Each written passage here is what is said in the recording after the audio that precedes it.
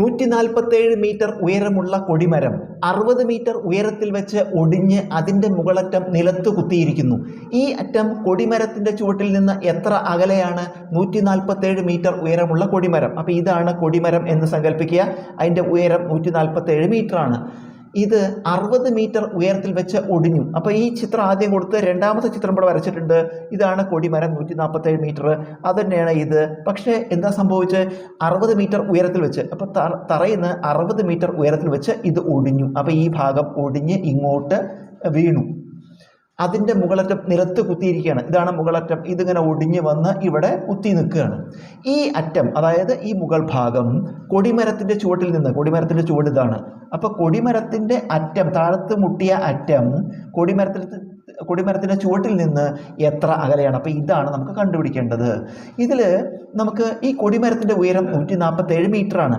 അതിലിവിടെ 60 metre ഉയരത്തിൽ വെച്ച് ഒടിഞ്ഞു പോയി. അപ്പോൾ ബാക്കി ഇവിടെ 87 മീറ്ററാണ് വരിക. കാരണം 60ഉം 87ഉം കൂട്ടിയാണ് 147. ആകെ 147 മീറ്ററാണ്. അതിലത്തെ 60 മീറ്റർ ഉയരത്തിൽ വെച്ച് ഒടിഞ്ഞു. അപ്പോൾ ബാക്കി ഇവിടെ ആ ഒടിഞ്ഞ ഭാഗം എത്രയാണ്? 87 മീറ്ററാണ്. കാരണം ഇത് രണ്ടും കൂട്ടിയാൽ 147 കിട്ടുന്നുണ്ട്. അപ്പോൾ ഇതിൻ്റെ അളവ്, ഇതിൻ്റെ നീളം 87 മീറ്ററാണ്. ആ സാധനമാണ് ഇവിടെ വീണ് കിടക്കുന്നത്.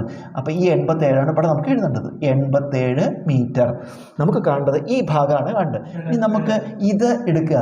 ഇതെടുക്കുമ്പോൾ ഇതൊരു മട്ട ത്രികോണാണ്. നമുക്കിതിൻ്റെ പേര് വേണം കൊടുക്കാം. OAB എന്ന് കൊടുക്കാം. OAB ഇതൊരു മട്ട ത്രികോണാണ്. റൈറ്റ് ആംഗിൾഡ് ട്രയാങ്കിൾ ആണ്. ഈ കോണാണ് 90 ഡിഗ്രി. 90 ഡിഗ്രിയുടെ എതിർഭാഗത്തിനാണ് നമ്മൾ എന്ത് പറയുക? ഹൈപ്പോട്ന്യൂസ് അഥവാ കർണം എന്ന് പറയുക. 90 ഡിഗ്രി കോണിൻ്റെ എതിർഭാഗത്ത് ഹൈപ്പോട്ന്യൂസ് അഥവാ കർണം. മറ്റ് രണ്ട് വശങ്ങൾ പാദവും ലംബവും, ബേസും ഓൾട്ടിറ്റ്യൂഡും. ഏതെങ്കിലും വശം ഇത് ബേസ് ആണെങ്കിൽ ഇത് ഓൾട്ടിറ്റ്യൂഡാണ്. അപ്പോൾ ഇത് പാദം, ഇത് ലംബം, ഇത് കർണം. നമുക്കിതിൽ എന്തൊക്കെ അറിയാം? ഇതിൽ ലംബം അറിയാം, കർണം അറിയാം, പാദമാണ് കാണേണ്ടത്. അപ്പോൾ നമുക്ക് OA ആണ് കാണേണ്ടത്. OA കാണണം. OA എന്ന് പറയുന്നത് ഇവിടെ എന്താണ്? പാദമായിട്ട് വരും. പാദം. പൈത്തഗോറസ് സിദ്ധാന്ത പ്രകാരം പാദം കാണുന്നതിനുള്ള സൂത്രവാക്യം എന്താ? പൈത്തഗോറസ് സിദ്ധാന്ത പ്രകാരം പാദം കാണുന്നതിനുള്ള സൂത്രവാക്യം √ കർണം സ്ക്വയർ. കർണം എന്ന് പറഞ്ഞാൽ ഹൈപ്പോട്ന്യൂസ്. കർണം സ്ക്വയർ മൈനസ് ലംബം സ്ക്വയർ എന്നാണ്. ലംബം ഓൾട്ടിറ്റ്യൂഡ്. അപ്പോൾ hypotenuse square minus altitude square. Base കാണാനുള്ള ഫോർമുല നമുക്കിതിൽ വില കൊടുക്കാം. √ കർണം സ്ക്വയർ. കർണം എത്രയാണ്? ഹൈപ്പോട്ന്യൂസ് 87 ആണ്. അപ്പോൾ 87 സ്ക്വയർ മൈനസ് ലംബമോ? ലംബം ഇതാണ്. എത്രയാണ്? 60. അപ്പോൾ ലംബം സ്ക്വയർ 60 സ്ക്വയർ സമം √ 87ൻ്റെ സ്ക്വയർ കാണണം. 87 × 87. 87 × 87. 7 49 ശിഷ്ടം 4 8 56 4 60. 8 56 ശിഷ്ടം 5 8 64 69 കൂട്ടുമ്പോൾ 9 6 9 15 1 6 7 7569. 7569 കുറയ്ക്കണം. 60 സ്ക്വയർ 60 × 60 3600 സമം. ഇനി √ കുറയ്ക്കുക. 9 കുറയ്ക്കണം 0 9, 6 കുറയ്ക്കണം 0 6, 5 5 4 കുറയ്ക്കാൻ പറ്റുക. 15 6 കുറച്ചാൽ 9. പിന്നെ ഇവിടെ 6 3 കുറച്ചാൽ 3. 3969 റൂട്ട് കാണണം നമ്മൾ. 3969 റൂട്ട് എങ്ങനെയാണ് കാണുക? ഈ ഭാഗത്ത് നിന്ന് 2 വീതം അക്കങ്ങളുള്ള ഗ്രൂപ്പാക്കി തിരിച്ചു. 39 നമുക്ക് എന്താ എഴുതാം? 6 6 36 എന്ന് എഴുതുക. അതായത് മുകളിൽ എഴുതിയ സംഖ്യ ഇവിടെ എഴുതണം. അപ്പോൾ 5 എഴുതിയാൽ 25 വരുള്ളൂ.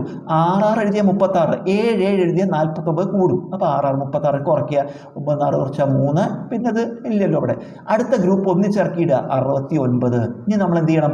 ഈ മുകളിലത്തെ സംഖ്യയുടെ ഇരട്ടി, 6ൻ്റെ ഇരട്ടി ഇവിടെ 12 ഇടുക. ഇനി നമ്മൾ ചെയ്യേണ്ടത് ഇവിടെ ഒരു അക്കം ഇടണം, അതേ അക്കം ഇവിടെ ഇടണം. എന്നിട്ട് ഈ അക്കം കൊണ്ട് ഇവിടെ ഉണ്ടാവുന്ന അക്കത്തെക്കുറിച്ച് അത് കിട്ടണം.